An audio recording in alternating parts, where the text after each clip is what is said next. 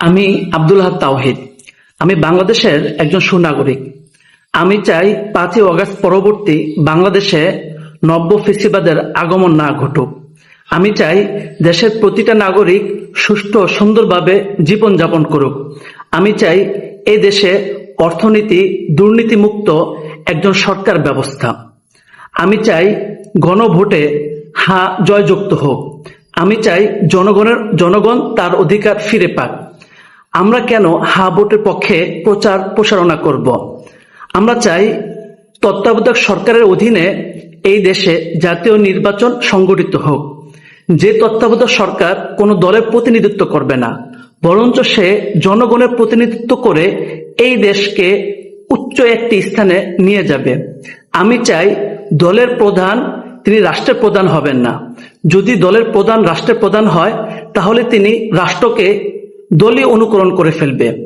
আমি চাই রাষ্ট্রপতি যিনি থাকবেন তার এবং প্রধানমন্ত্রীর মাঝে ক্ষমতার ভারসাম্যতা থাকুক। আমি চাই হুটহাট করে তিনি কোনো প্রকার ডিসিশন নেবেন না। চাইলে তিনি কোনো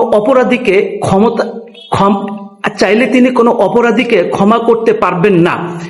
আইন তার নিজস্ব গতিতে চলবে।